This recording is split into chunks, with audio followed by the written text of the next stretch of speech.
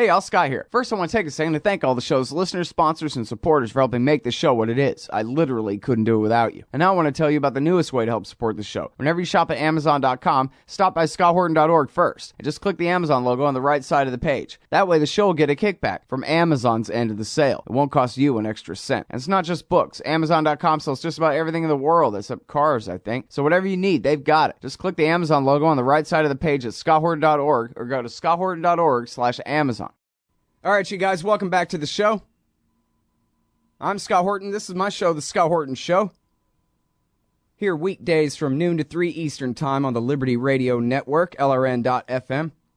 And, of course, the full interview archive, more than 3,000 of them now, going back to 2003, can be found at ScottHorton.org. Our next guest is, our first guest on the show today is Jack Matlock. He is the second-to-last ambassador to the USSR. And his website is jackmatlock.com. There you can find links to his books, Reagan and Gorbachev, How the Cold War Ended, Autopsy on an Empire, and Superpower Illusions. Welcome back to the show, Jack. How are you doing? Glad to be with you. Good. Very happy to have you here. Appreciate you joining us on the show again. So there's a lot to talk about. I guess if it's okay with you, I'd like to start with the latest news, which is the Russians are announcing that they have the workings of some kind of peace deal, or at least agreed upon steps toward a ceasefire. And yet Yatsenyuk, which I'm not sure what exactly is his position anymore, but a powerful leader of the Kiev government, is kind of throwing cold water on that, apparently, and saying he has no trust in Putin's plan. I guess I'm just wondering what you think of all that, or what you know about all that. Well, first of all, I hope that they do have an agreement, and it doesn't surprise me that maybe the Ukrainians maybe are not totally agreed among themselves. Presumably, President Poroshenko was dealing with Putin. Now, Prime Minister Yatsenyuk is... he's prime minister, and one of the problems in the past has been that, Ukrainians are not united on some of these issues. That's a basic problem. Mm-hmm. But let's hope that at least they're making progress toward some agreement and a ceasefire, because the people in the eastern provinces are really hurting. There are hundreds of thousands of refugees, and the fighting has affected many civilians. And it really is important to bring that to an end. Mm-hmm. Yeah, and I'm sorry about that. The reason I said I wasn't sure his position anymore is because I knew that they had dissolved the parliament in some kind of maneuver, and I didn't know whether that meant it was pending on who the prime minister was for now. Well, it may be that he's acting, that's right. He resigned at one point. Things got very confused. Yeah, but essentially, he's acting as prime minister, yes. Yeah. Yats, as Ambassador Newland called him. All right, so, and now about those refugees, it's, according to the United Nations, approximately 750,000 750,000 refugees have already fled. And then I guess the numbers of killed are somewhere approximately 2,300 to 2,600. Do you know? I've heard all those figures. Obviously, I have no way of knowing how accurate they are, but clearly there has been much more than, there shouldn't be any killing at all. And this is just getting, to be a terrible situation. Mm-hmm.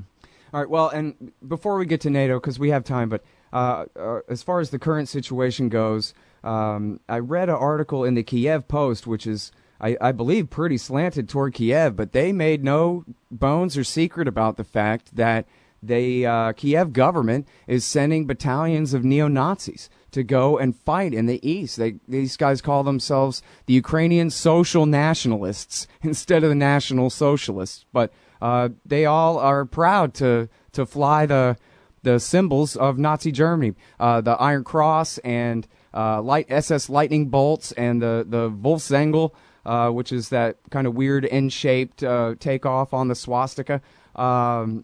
This is the government that America is backing there. What's going on?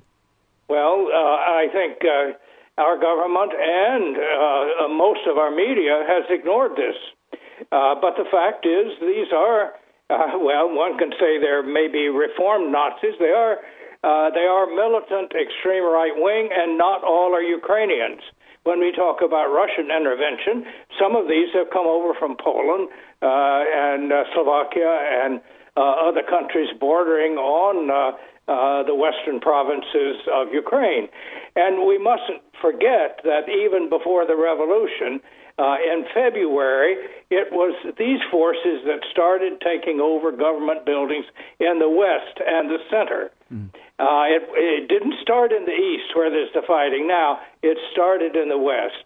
And, of course, what Russia has been objecting to is that these forces are extremely anti-Russian, and they're simply saying it is unacceptable to have them in effect, control of a neighboring country, one that used to be part of our country, and which is their avowed aim is to bring Ukraine into NATO.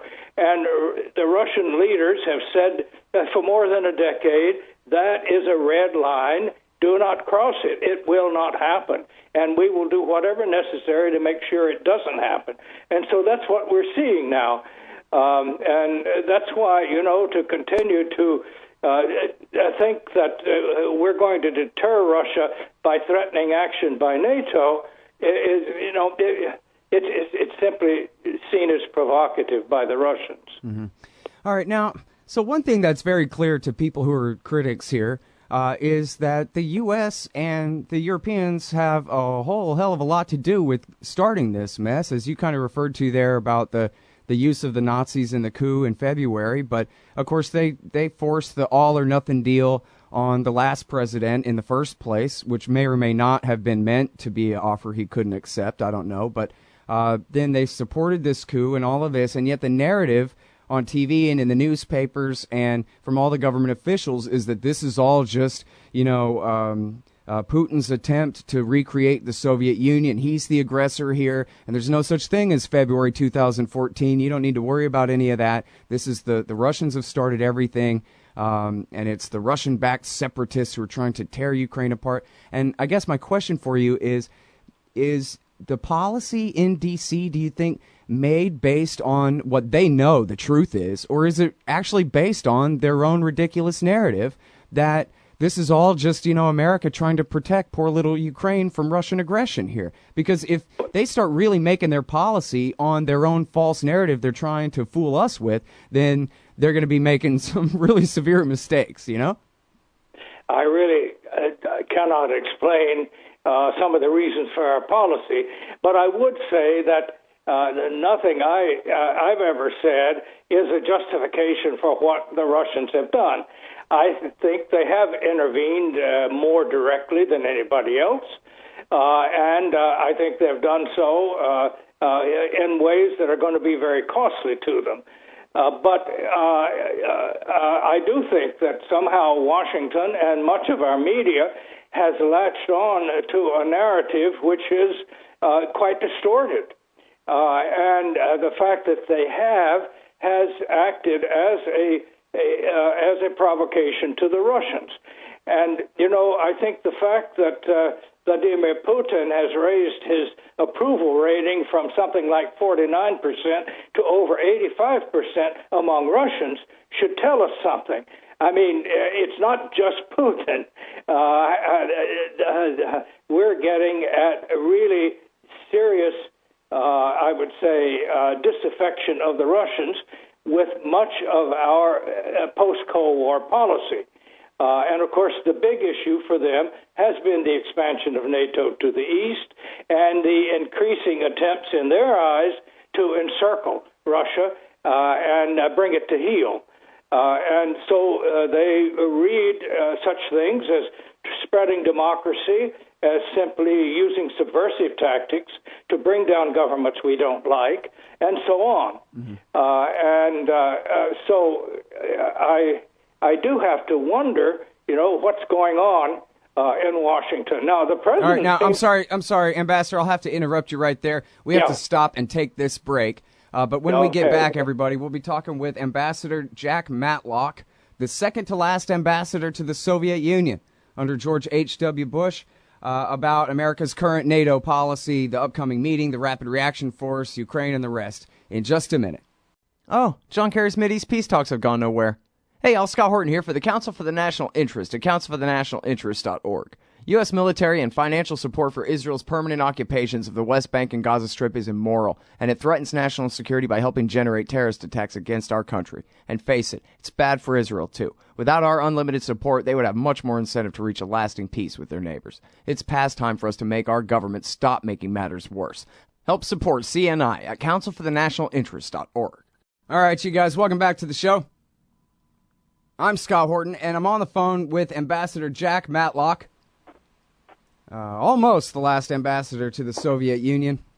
JackMatlock.com is his website. Reagan and Gorbachev, Autopsy on an Empire, and Superpower Illusions are his books. And sorry for having to leave you on hold through that break there, Ambassador, but very happy to have you on the show today. And so, I almost can't believe it, but the Wall Street Journal is reporting that NATO, not only are they creating a new rapid reaction force, which they say is to be used in some sort of context against Russia. I don't know exactly what they think they're talking about there, but then also they're going to have exercises, according to the Wall Street Journal, starting on September 13th in Ukraine. I guess whether or not we have a ceasefire by then, they're going to have NATO exercises in Ukraine. What are they talking about? What are they doing? Who's in charge of this thing? Well, first of all, I don't think a rapid reaction force is necessary for any of our NATO allies. Obviously, we're going to protect them. Russia is not threatening them, but Ukraine is not a member of NATO. What is driving the Russian aggression there, and it is aggression, is the fear that it will be. So having NATO exercises in Ukraine simply exacerbates the problem. In fact, I would say it is not only unwise, it's getting close to insane. Yeah, it sure seems like it. I'm sorry. Presumably they do it, in cooperation with the current government, but the current government doesn't represent the whole country, to put it mildly, and is involved in effect in a civil war. And why you bring NATO into that, when the big issue, as far as Russia is concerned, is Ukraine's relationship to NATO, something that is a total red line. I would think it's the height of irresponsibility to plan any sort of joint military exercise within the territory of Ukraine. I mean, if they want to have a rapid reaction force for the Baltic, well, okay, I don't think it's necessary because the Baltic is...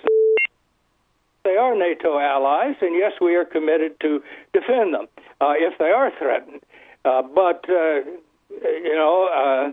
I do think that acting as if the problem is one of them that can be solved by military force, or that the threat of military force is going to cause Russia to back down.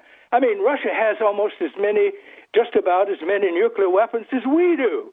If being a nuclear power makes you a superpower, they are a superpower. And you do not fiddle with the security of nuclear powers. I mean, if we learned anything during the Cold War, we should have learned that. Well, it seems like maybe the idea is, well, if we give them a war guarantee, then that'll be our kind of red line that says as long as you're under our nuclear umbrella, the Russians will never mess with you. Only you're saying the Russians are saying over their dead body, They're no, saying you cannot you're not going to do that. And as Putin said, I can occupy Kiev in 2 weeks, which is probably true if there is a real invasion. I mean, of the Russian army, they can defeat Ukraine immediately. And are we going to threaten nuclear weapons over that? I mean, that would be absolutely insane. That sort of reasoning is precisely the sort of reasoning that got Europe involved in the First World War, when you look at all the mistakes. And it's hard to believe that, the leaders we have today, and in Europe, I must say, with one or two exceptions, they're quite mediocre.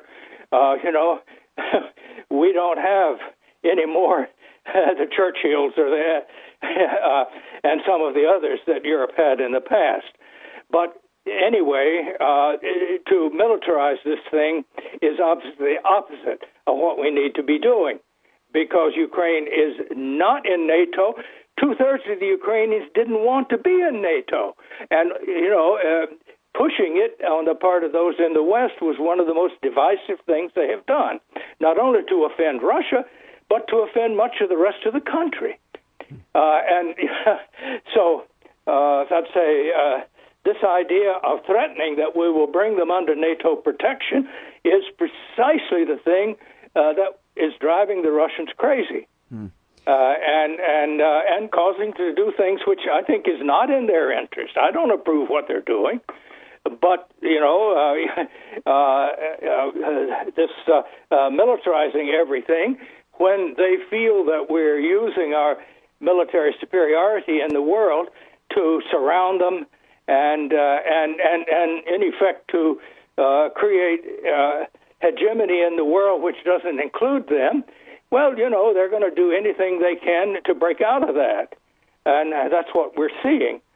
So, I hope we come off that, and I do hope that they have started moving toward some sort of agreement, because in the long run, Ukraine will only be able to keep their country unified and developing. They haven't been developing all that well.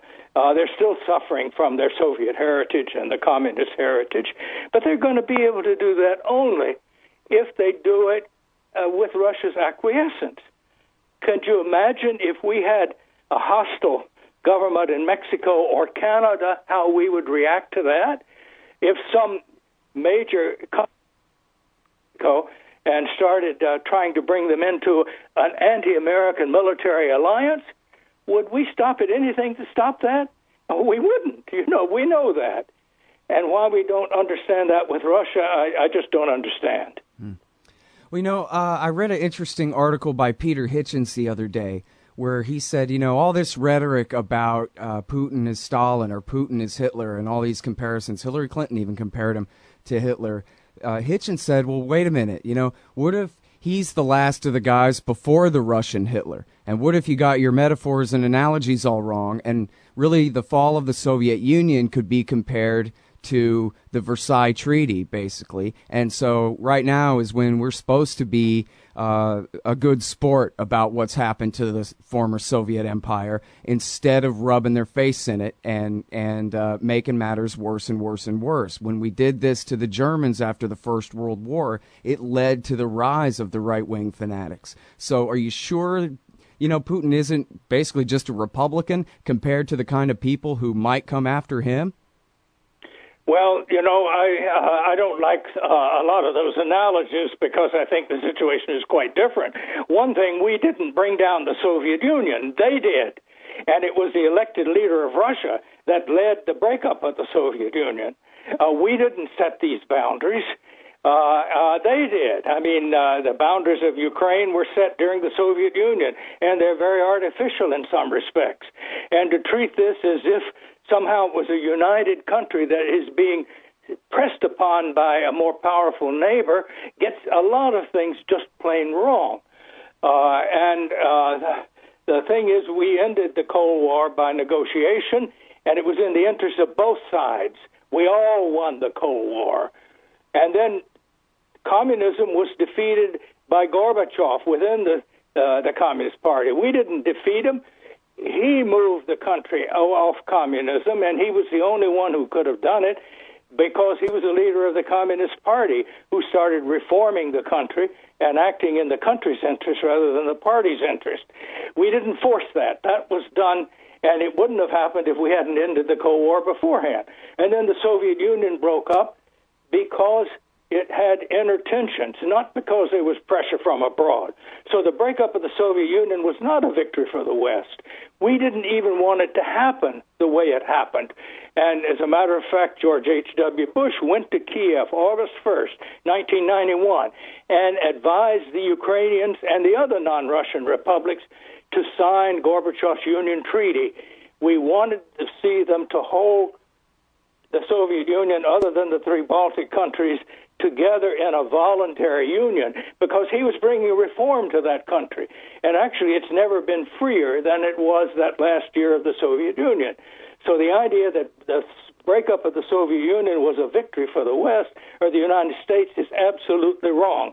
They were reforming. It was not the Soviet Union of old, and the reforms were coming at that point from Moscow, not from Kiev.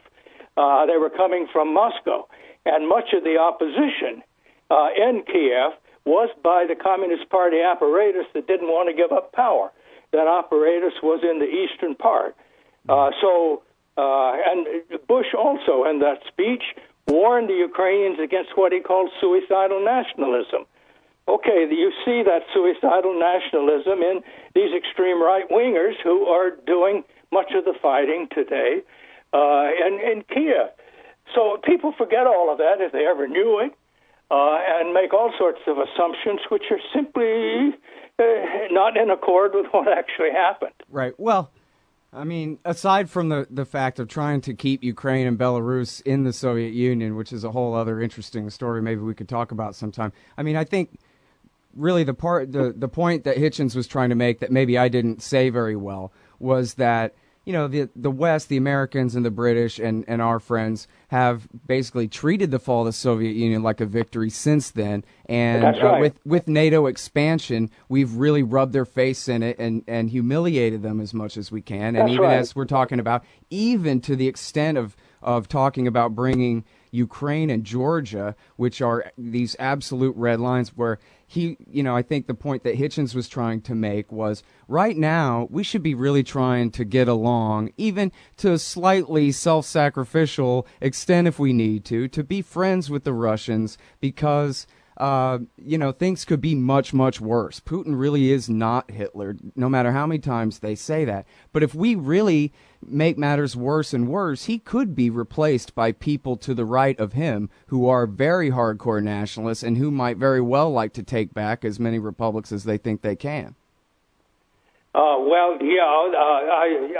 There's partly that, but the other side of it is that, quite frankly, when we look at the big problems in the world that really threaten us, look at ISIS and so on. Look at the health problems that, say, if Ebola gets out, what a tremendous problem we're going to have worldwide, and so on. And organized crime, the drugs, all of this stuff. This is worldwide things where we need Russia helping us deal with these things. And to get distracted with what is essentially a local fight and a family fight, which really is a large part of what's happening in Ukraine, and to take sides in that the way we have is simply distracting us.